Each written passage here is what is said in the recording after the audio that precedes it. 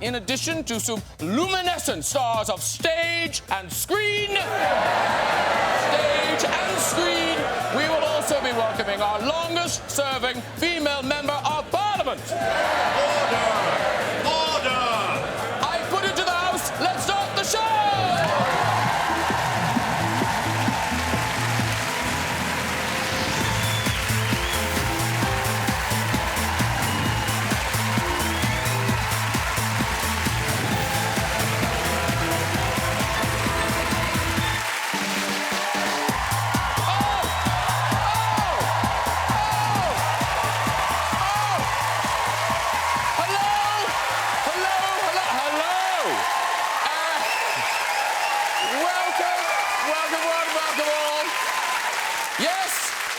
Yes, there is a definite whiff of politics in the air tonight. And why not? It's been another roller coaster week. The big news, Prime Minister Theresa May went to Washington. Yeah, the first world leader to meet with President Trump. Here she is holding Trump's hand. Still, so long as she's grabbing that, it's not grabbing something else. It was a very tender moment when they held hands, and I think we've got a picture of Theresa May just afterwards.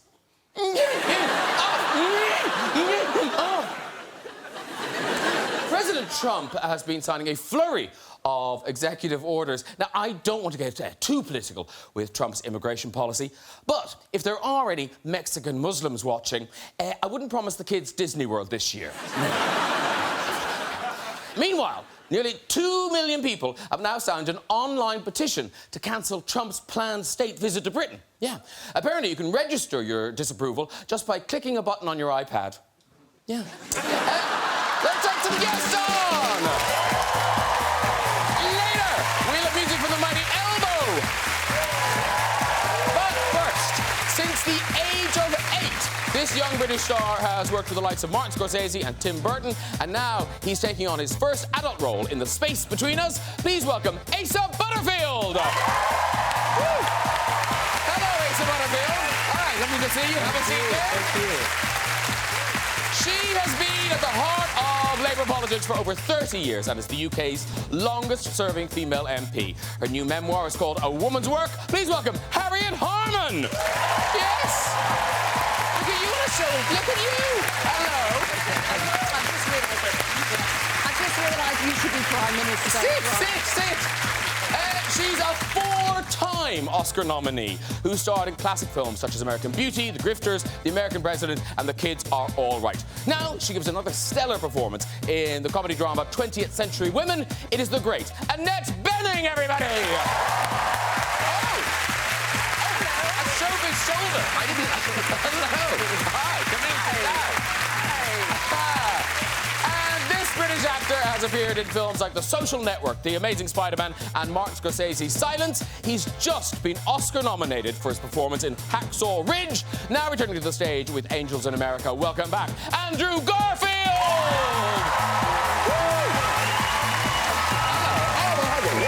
Hello, come in, sit down.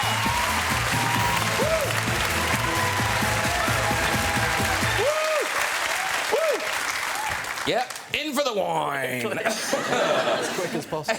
So welcome back to Andrew. First time for Asa and Miss Bening. Now, by the way, Asa, if people turn on the television, because you do look much younger than your actual years. I do. Yes, but how old are you actually? I'm 19. 19. You can drink, you can swear, all sorts. It's good. But I just wanted to clarify that, because I would turn on the television going, but there's a very young person on the couch. What are they talking about? Now, Harriet Harman, you've never done a show like this before, have you? No, I haven't, no. No. But when I saw you doing Prime Minister's questions there, I had a moment of revelation, and I realised you should be Prime Minister. I think that a lot. This is what we've been waiting for, you know. Yeah. Next time there's a vacancy in Tower Hamlets, I'm in. And Annette, now, have I seen you on a British talk show before? I'm not sure that you have. But in America, you must do the... I do, yeah. Yeah? Yeah, I do. I'm just shy, that's all. Okay. Get that down, yeah. I found it a bit of a cure-all. And Andrew Garfield, Yes. how lovely to have you at this time. So happy a to be big here. congratulations on your Oscar nomination. Oh, thank you I mean, very much. just I'm thrilled for you.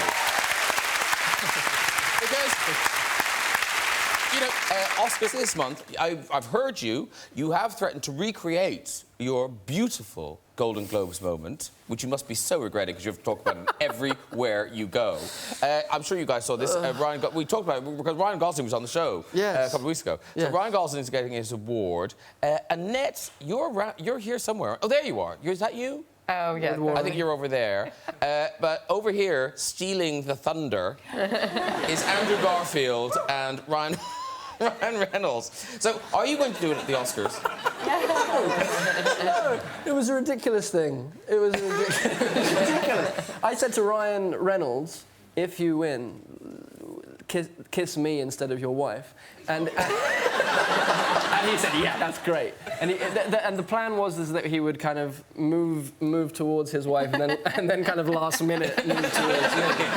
And then he didn't win, much to our disappointment. I said to we can still just do it.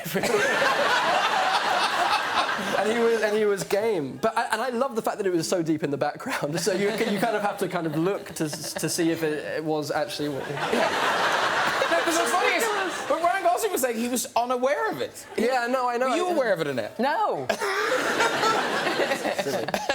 And that night, the big moment was Meryl making her amazing speech that night. And I presume the Oscars are going to be a similar event. I imagine so, right? I imagine so. Because, Annette, you're famously a long-time Democrat. Yes. Democrat supporter.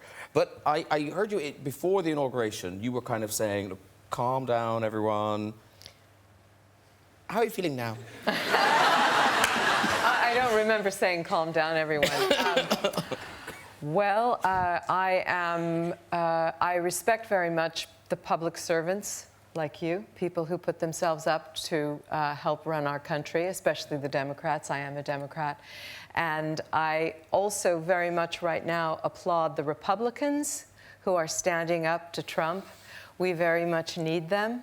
And so his attack on the press, I think, is very, very unfortunate. I think we need the press, obviously, and so that's part of the... Harriet's going, do we? Do we really? Are you sure we need the press? I'm feeling sorry for them in the States. I mean, they are really important, incredibly important. Yeah, and his spokespeople have said, and he has said, they are the opposition party, the press. Yeah. So it takes a while for things to sort themselves out. And I wonder, though, Harriet Harman, Theresa May obviously went to Washington. She's getting a lot of flack for that. And I feel for her because, you know, we can't sever all ties with America. We need America. So I suppose it's an easy question for you because you don't have to do it. But what would be your approach to it? Well, I think that she's got to look as though she's a strong Prime Minister of a strong, self-confident country and not look as though she's going there begging for a trade deal on any terms whatsoever. And that's why that hand-holding thing was so disastrous, because it looked like he was sort of leading her along. And isn't that a particular problem for a female politician? Because he couldn't have done that to a man, that robbing her of her power. Definitely. I mean, there's all sorts of rumours about why he did it, but, you know, she should have had in her briefing, you know, this man is an identified groper, stand well away. You know, that should have been in her briefing,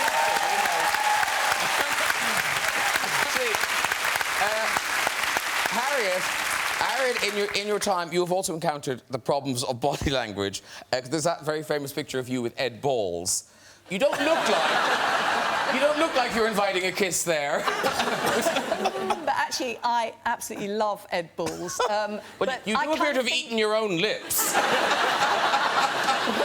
I think, you know, it's like politicians, you know, kissing in public. But anyway, Trump said apparently that he's got this thing called bathophobia, which is like he's saying, I had to hold her hand because I've got this phobia, which is a fear of slopes. Now, I know men seize various parts of women's bodies for all sorts of reasons. That's the first time I've heard bathophobia. It's like, I'm sorry, I've got to grab your bum because I really feel giddy on this slope. No.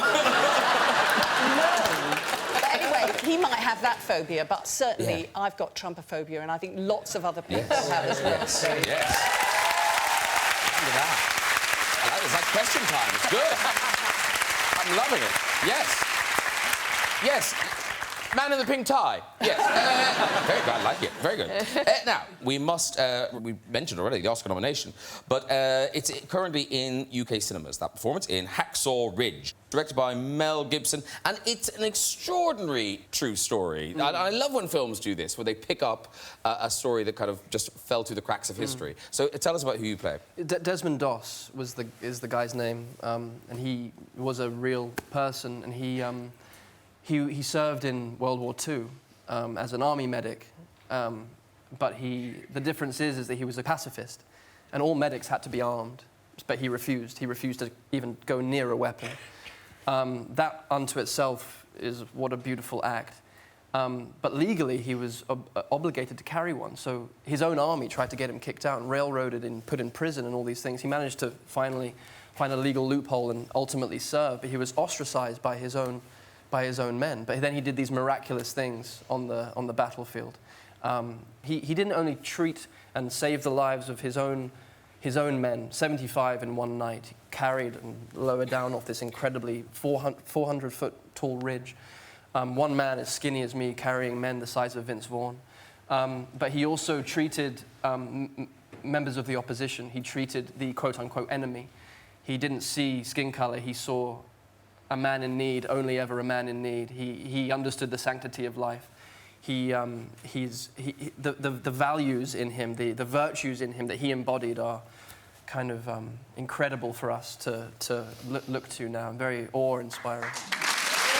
Really well received this film. I mean, you got the Oscar nod, but how does it happen? Were you watching telly? Did you watch the announcement live? I couldn't. I was across the street actually from this studio. I was because I'm rehearsing a play at the National Theatre right now, and I was in rehearsals for Angels in America, and I think we had just broken for lunch, and I think they were doing the announcements on LA time, and I bought a tuna salad in the National Theatre canteen. God is in the details. And I was eating said tuna salad while drinking sparkling water alone in the National Theatre canteen, terrified of doing a play again because I'm a terrible actor. And then no, I'm just... No, let him. It's just like, but it was ironic because I had this really bad... theatre rehearsals are tricky. It's a fumbling, failing process where you're trying to figure out what the hell you're doing. So you feel terrible mostly. And then to find out in that moment that I was nominated for such a prestigious award, it felt very ironic and it felt very strange, and I didn't quite believe it. But you must have gone back into the afternoon rehearsal thinking about, I think I got this. I think I was a bit like, oh, maybe I was wrong about how terrible I am. Yeah, no, it's interesting. Because if anyone knows what it's like, it's Annette Bening. You've been nominated is it 4 times? Yes. 4 times? Yes. Wow, never one of them, but 4 times. You really have to bring that up. Below the time. So what is it like being nominated? What's the evening like? Oh, well, it's very exciting. The first time I was nominated was 26 years ago, and the 5 of us who were nominated got together in the audience before the show went on the air, and we all agreed secretly, just amongst us, that we would have dinner the next week and whoever won would pay. So Whoopi Goldberg won. The next day, I was working on a movie. The next day, in my trailer, I got a beautiful big bouquet of flowers with a little note saying, meet at such and such a restaurant next week. We all met, and Whoopi gave us each a gardenia and a chocolate Oscar. Oh. So, look at it this way. If you lose, Andrew, there might be a free dinner in it.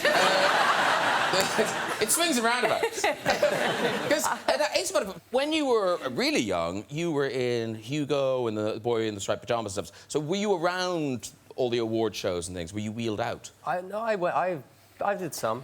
Well, you know, because if there's a... They let me you know, in. if there's a child in a movie, they love bringing the child up on stage going, look, it's a child. I had my mum, so she would get me in, and it was all right. And, yeah, I mean, when you're that age, you don't really kind of know what the hell's going on? It's all I just. don't either. I'm 66. And did they put you in a tiny tuxedo? And They do, and usher you onto the carpet, and there's all the flashing lights, and you sort of stand and smile and look cute, and it's now, I fun. wonder, because you know the way when you put on weight, you keep the suits. Do you have a tiny tuxedo at the back of your wardrobe thinking that might come in handy for something? I do, and my mum wears it. Now, Andrew, we mentioned already, you're currently rehearsing Angels in America, which opens at the National Theatre on the 11th of April. And it's sort of unbelievable to me. The play is 25 years old. Yeah. But I must say, for this anniversary production, they have put together an extraordinary team. Tell us who you've got and yeah. Yeah, so Marianne Elliott is directing the play. Who did Curious Incident of the Dog? The Dog in the yeah, Nighttime, and War Horse, which has 10,000 touring productions happening across the world right now. And she's brilliant, and the cast is incredible. Nathan Lane is playing Roy Cohn, the famous New York lawyer, one of Donald Trump's mentors, actually. He actually was. It all comes back. So it's set in the 80s in New York City, and it's set in the AIDS crisis, where AIDS was at its peak, and no one really knew where it had come from or how to stop it. And it was spreading like an awful wildfire that was just taking lives. And it's actually a comedy we're discovering in rehearsal room. It's weird. It's a very, very funny play that Tony's written. It's incredibly tragic, but incredibly funny. And it's basically about how these 6 or 7 characters, main characters, are attempting to make sense of this modern plague. And there's massive excitement about this production. Yeah. And to just, if you don't live in London, can't get to London, it is going to be beamed to cinemas around the world. They're doing one of those NT Live things. Yeah. 20th of July, so you've got plenty of time to get ready. And then the week later, the 27th of July, is the second part. Because, I mean, not to put people off, but altogether, it's about 7 hours long, you think? I don't know how long it is. I don't know how long it is Yeah, yet. speak quicker. I'm going to cut a lot. But no, it's absolutely going to be worth your time. Wait, I take that back. I'm not sure if it is yet. Oh, say it is. Come on. Sell. Just the play You're Oscar nominated. How bad can you be? The play itself is absolutely worth your time. I swear to you. It's a life-changing experience in the theatre, I think. Because, Annette, you must have seen this the first time round, did you? Indeed. In fact, it was done the first time in Los Angeles, and it was the first time I had been in LA when a theater piece really became an event. So it was done at the Mark Taper Forum downtown. You would go for the day. You would go to the matinee, just like I'm sure people will do here. You go to the matinee, you have a bite to eat, and then you see the evening performance. Oh, and then it went to New York, and it was a huge event. Yeah, it's incredible. Yeah. Now, ladies and gentlemen, it's a chat show. It's a chat show. So I'm very excited to tell you that on our couch tonight, we have a record holder. Yes, we do. That record holder is Asa Butterfield. Now, you are a record holder, aren't you? Oh, I don't know. Yeah, I guess. Now, that's what I've been told. If you're... I hold the record. Well, he's very fast at doing something. Any guesses, Andrew? How old are you? He's 19. No, I'll stop you. What are the things you're very fast at? Right. So I can. Neither of them are at all useful. I can clap very fast. Take that, audience. Someone on the couch is saying, I'm better at clapping than the audience. And then I can type the alphabet very fast as well, which came about really weirdly. But now, when you say very fast, tell us, what's your best time? My best time for typing the alphabet is 1.97 seconds. Wow. And what's the world record? I think it's under 1 second. Oh, is it? Yeah. Oh, so you're not a record holder at all? No.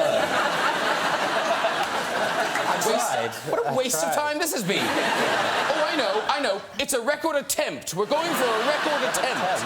Because there is actually, there is a kind of a website. They've set this up where there's a clock, the alphabet, and as you type the thing, the alphabet lights up. I had one. My brother showed me it. Yeah, we've got it. So can you show us on this? I can. Is this the same one? Well, I don't know.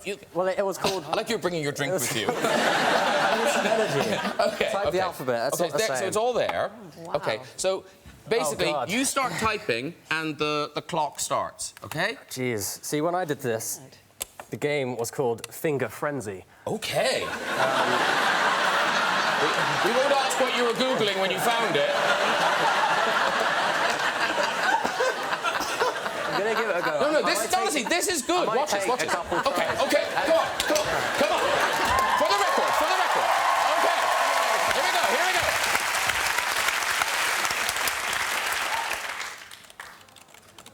Oh, no, try it again. Reset. Where's the mouse? There's the mouse. Reset. Reset. All right, the first try. Okay. All right. Okay. It was nerves. It's a different keyboard layout. It's best of 20. Best of 20. Yes. Oh! It's this game. I need Finger Frenzy. Feel awful. Anyone else want to go? Anyone else want to go? Harriet Harman? No? All right. Well, let's try fast clapping then. See if this goes any better. I have no idea what this is. I watched a video on YouTube of someone who actually holds the world record. Again, I gain all of these things off YouTube. It's amazing. Yeah. And so there's a technique. Most people clap like this. Yes. Right? It's the usual thing. But if you sort of flex like this, and then it starts to speed up. Wow! That's very impressive. Thank you. Wow. I would just say to enjoy this time because now you can legally drink. These games are over for you. There'll be far less time on YouTube learning how to clap fast. I promise you. Very impressive. Right, Annette Bening. Annette Bening, you bring us a fabulous film, 20th Century Women. It opens next Friday. I love films like this. It's just got a great ensemble cast, and it's a particular sort of American film that you guys are so good at making. So tell us about it. Well, Mike Mills wrote and directed it. It's 1979, Santa Barbara, so this is pre-digital, which is kind of an interesting thing now to look back at a time before we had the digital age. And I'm playing the mom who's trying to figure out my own life and raise my son. And I've got the son, and he's trying to grow up and figure out me. And we've got a group of people living in the house. We've got Greta Gerwig, who's a punk artist, kind of wild woman, but also has problems and has an illness. And we have Elle Fanning, who plays his friend, who's a badass teenage girl, amazing, and Billy Crudup. And it's based on the director's mother. Own life, yes. Yes, but I found her a really sympathetic character because she's trying so hard to be the best mother she can be. Right, but I like her because she's not an idealized mom. She just is a real human being. Well, no, she's failing constantly, but she, Exactly. I mean, because you've got four children. You've do. got. So I mean, those scenes must have resonated with you. She ad-libbed a lot of that scene. It was very, very funny. And then Billy at the end says, you know, you can't have sex with just part of the woman and just the vagina. You have to have sex with the whole woman. And Greta says, yes, but that's slightly off topic. And that was all improvised, so yes. Oh, it's a terrific film. It Thank you. really is. And also, we should say, in terms of your own life, congratulations. Is it next month, 25 years of being married? Yes. 25 years of marriage. Well done. Very good.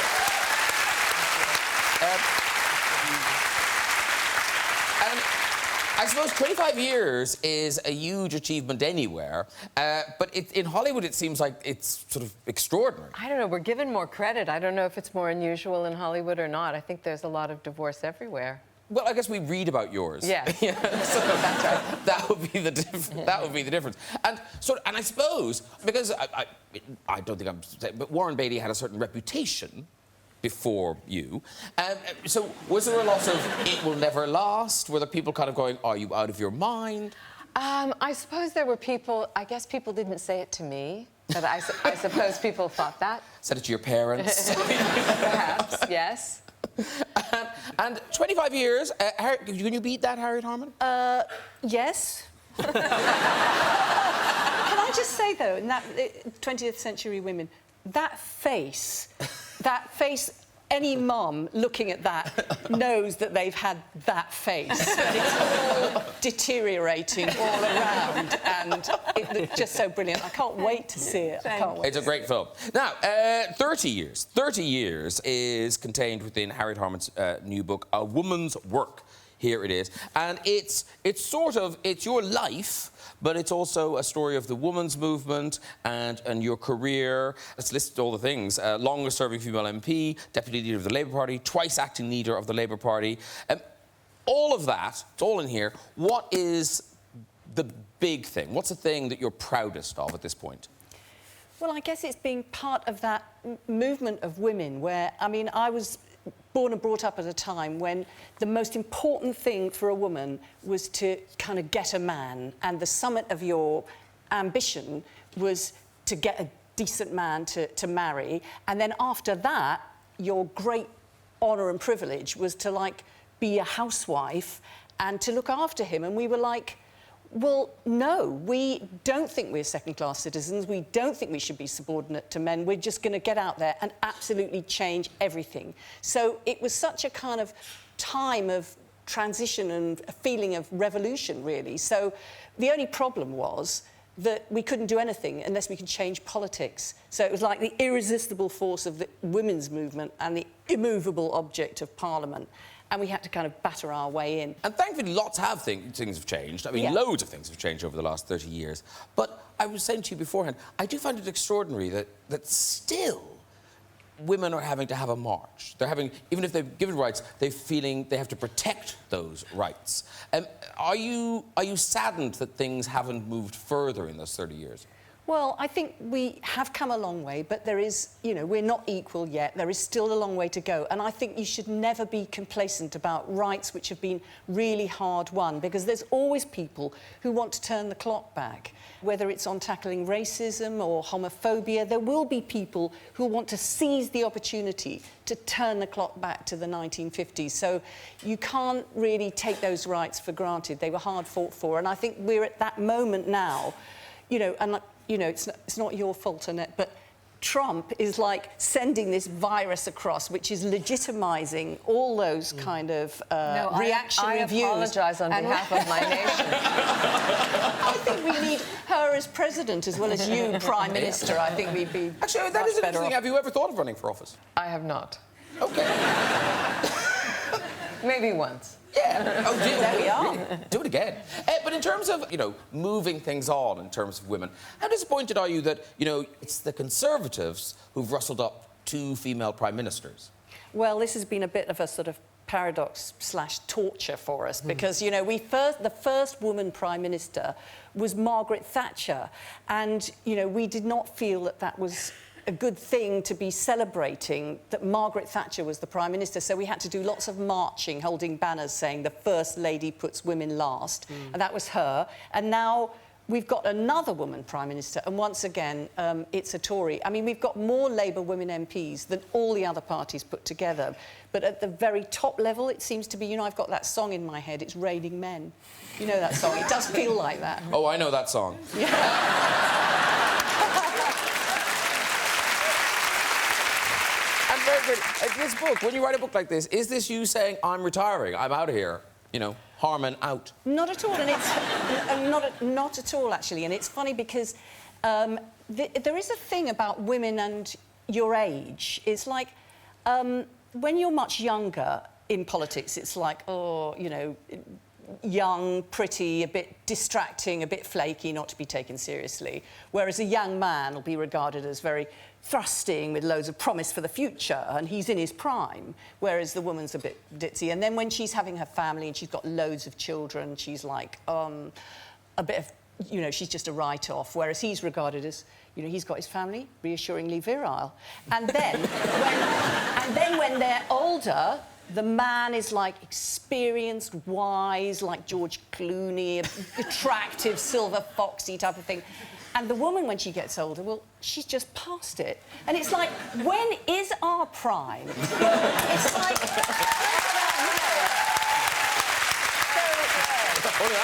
I got the quick clap. I'm going to be, like, having my prime now. Good for you. Yeah. Well done. Well, no mistaking, Asa Butterfield in his prime, because your life is changing. So the movie we're going to talk about, this is the first time you didn't have to study during the film. There were no chaperones around. It was great. I bet it was. I was living by myself. I was in Albuquerque, which Less great. take it or leave it. It's funny because we were filming a film that's part of it set on Mars, and Albuquerque's got a kind of Mars-like look to it. It's a bit of a desert. So we made the most of that, and yeah, I didn't have to have a tutor. I wasn't in school. I could, yeah, I was a real actor. Yeah. And have you moved in? You live in your own flat now? Yeah, I've moved out of home last year, which is cool. But is it though? Because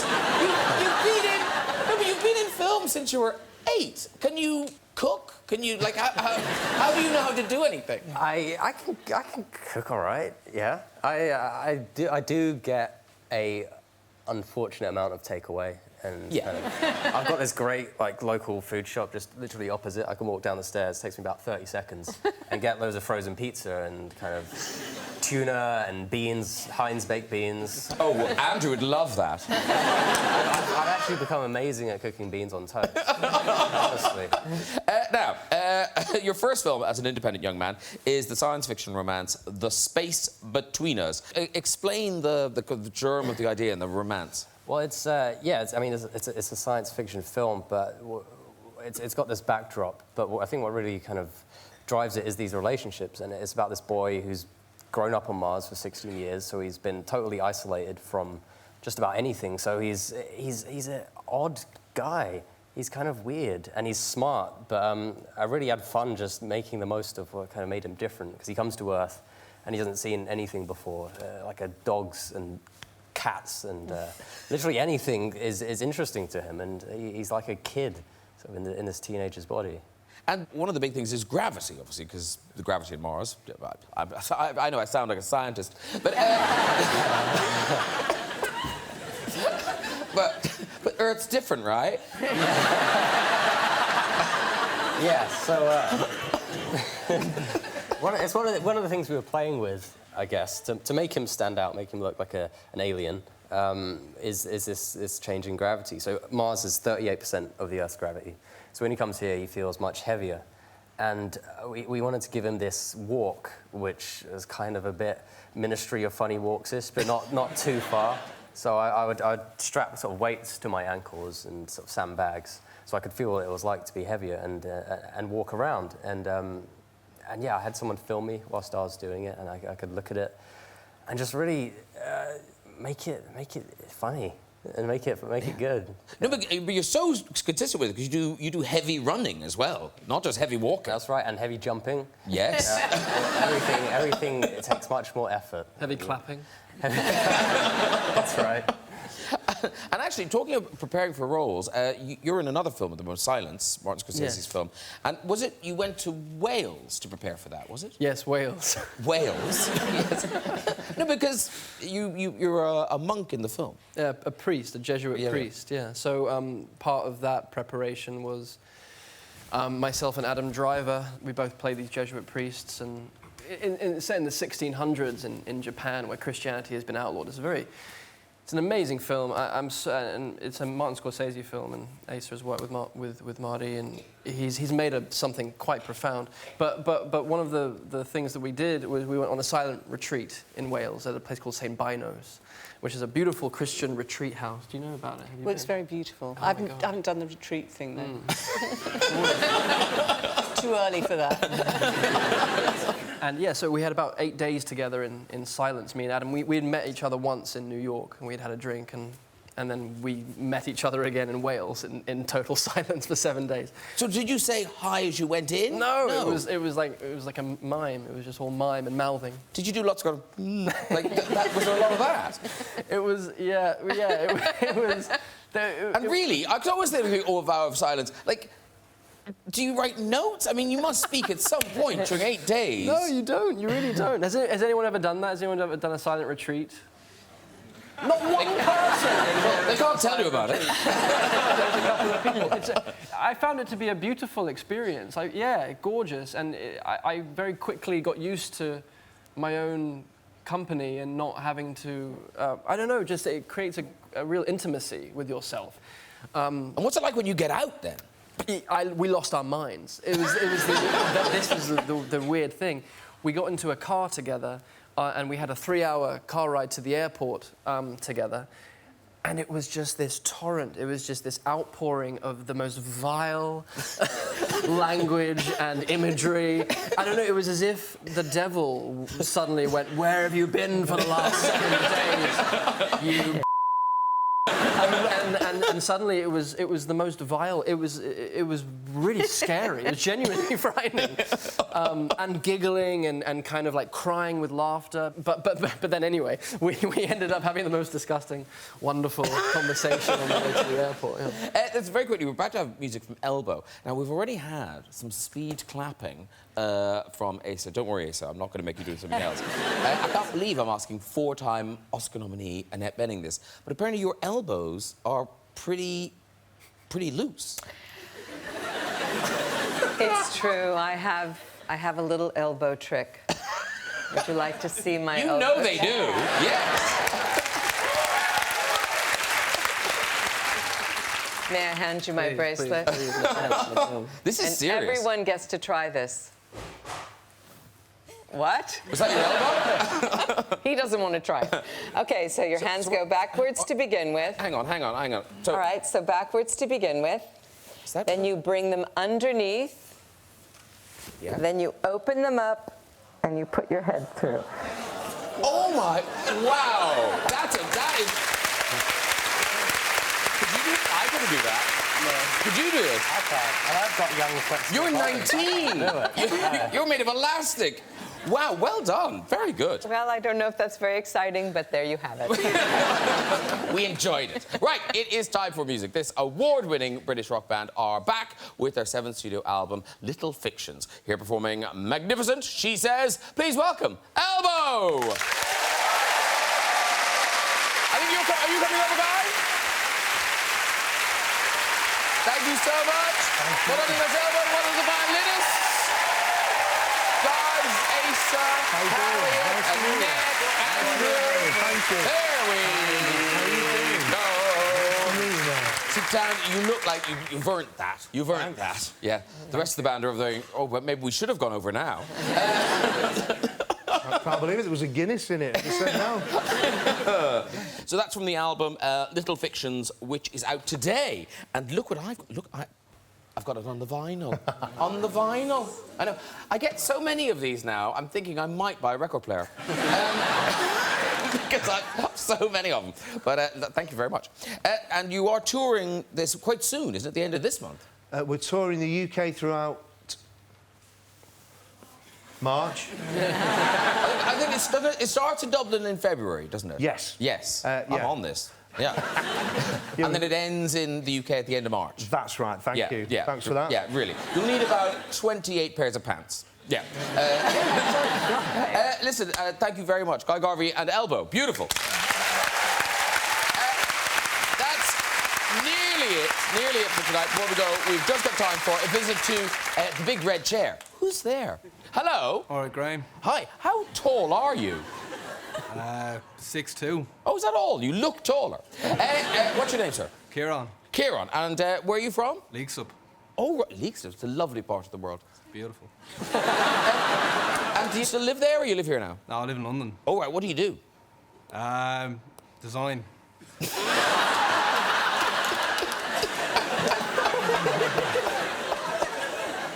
Who did that? Kieran. What do you design, Kieran? I'm intrigued. Shoelaces. Absolutely bonkers. One more. Okay, one more. Okay, let's try one more. Here we go. Oh, my God. Hello. Hi. It's my planet. That's your planet. It's all about the Butterfield. What's your name, sir? Brad. And where are you from, Brad? Seattle. Seattle. He's from Seattle. And, and are you here on holiday? I am. Okay, lovely. What do you do in Seattle? I work in software. Sales and marketing. Okay, lovely. Off you go with your story, Brad. Sure. We were doing a global product rollout a few years back, and I was doing some training in Reading. About 60 people, men and women, in the office there. And I did some training for those folks, and we had to break them into small groups. I led the whole training exercise. Well, one group did a great job, a bunch of guys who were British, and I wanted to kind of compliment their presentation during the training, so I said, "Boys, I really like your spunk." I got a big laugh, and I didn't quite know what that was all about, but luckily during a break, one of the guys put me we all know what that's about. Well done, Brad. Well done, everyone. If you'd like to join us on the show and have a go in the red chair, you can contact us via our website at this very address. That is it for tonight, ladies and gentlemen. Please thank you to my guests. Elbow, Asa Butterfield, Harriet Harman, Annette Bening, and Andrew Garfield. Join me next week with musical guest Rag and Bone Man, 50 Shades Jamie Dornan, Hollywood star Keanu Reeves, Oscar winner Denzel Washington, and the one and only Whoopi Goldberg. I'll see you then. Good night, everybody. Bye-bye.